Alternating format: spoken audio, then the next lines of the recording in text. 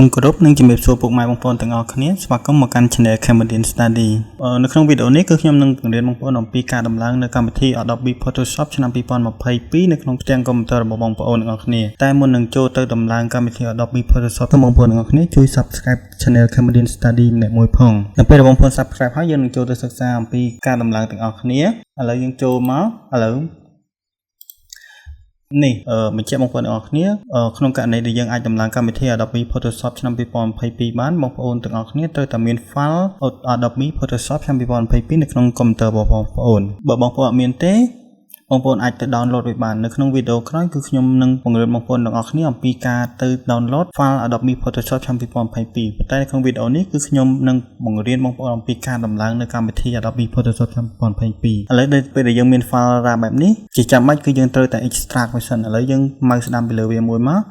ហើយយក extract all នេះបញ្ជាក់បងប្អូនទាំងអស់គ្នាបើសិនជាបងប្អូនចេញតម្រងខុសខ្ញុំព្រោះតែបងប្អូនប្រើ Windows 10 ឬក៏ Windows ផ្សេងសូមបងប្អូនកុំមានការបារម្ភបងប្អូនគ្រាន់តែ click ពីលើវាហើយមកស្ដាំហើយយកពាក្យ extract here ទៅវានឹង extract file នេះបានហើយឥឡូវខ្ញុំ extract all file នេះមួយ extract វាមករងចាំបន្តិចដើម្បីវាដើរពេញ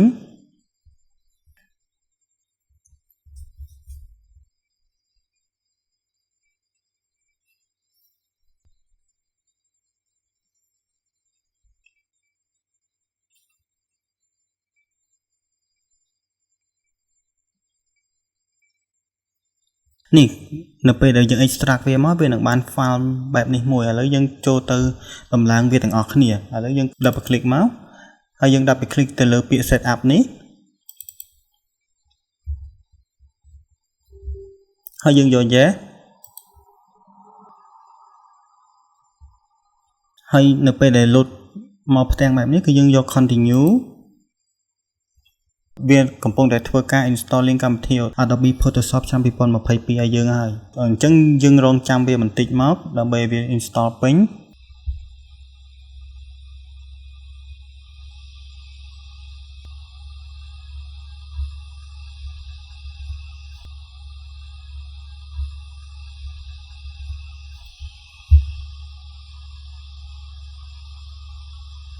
ឥឡូវហ្នឹងកម្មវិធី Adobe Photoshop ឆ្នាំ2022របស់យើងគឺបានដំឡើងរួចរាល់ហើយនេះវាđã install complete ហើយត្រង់ចំណុចនេះបងប្អូនយកពាក្យ close នេះគឺយើងបិទបើយកពាក្យ run នេះគឺយើងនឹងចូលទៅបើកកម្មវិធី Adobe Photoshop ឆ្នាំ2022ឥឡូវយើង close សិនមកហើយយើងបិទវាសិនមកឥឡូវយើងចូលទៅរកមើលកម្មវិធី Adobe Photoshop ឆ្នាំ2022ទាំងអស់គ្នាបងប្អូនចូលចំណុចនេះមកហើយយើងវាយ Adobeនេះបងប្អូននេះ Adobe Photoshop ឆ្នាំ2022ឥឡូវយើងចូលទៅបើកកម្មវិធីទាំងអស់គ្នាបញ្ជាក់បងប្អូនទាំងអស់គ្នានៅក្នុង Channel Cambodia Study គឺនឹងបង្រៀនអំពី Photoshop ជូនបងប្អូនដែរប៉ុន្តែនៅក្នុងរយៈពេលនេះគឺខ្ញុំអត់ទាន់បានបង្រៀនអំពី Photoshop ទេដោយសារខ្ញុំជាប់ធ្វើវីដេអូអំពីមេរៀនផ្សេងនេះបងប្អូនទាំងអស់គ្នានៅពេលយើងបើកកម្មវិធីមកគឺបងប្អូននឹងអាចលោតតម្រងខុសពីខ្ញុំដោយសារខ្ញុំមានកម្មវិធី Adobe Photoshop ឆ្នាំ2019នៅលើផ្ទាំងកុំព្យូទ័ររបស់ខ្ញុំមួយរយៈមុនខ្ញុំធ្វើការដោយប្រើកម្មវិធី Adobe Photoshop ឆ្នាំ2019ប៉ុន្តែនៅពេលយើង install កម្មវិធី Adobe Photoshop ឆ្នាំ2022មកវានឹងលោតផ្ទាំងការងារខ្ញុំនៅលើតម្រងបែបនេះអញ្ចឹងបងប្អូនកុំមានការបារម្ភនៅពេលដែលបងប្អូន install complete បែបនេះហើយគឺបងប្អូននឹងអាចចូលទៅធ្វើការនៅលើកម្មវិធី Adobe Photoshop ឆ្នាំ2022បានហើយ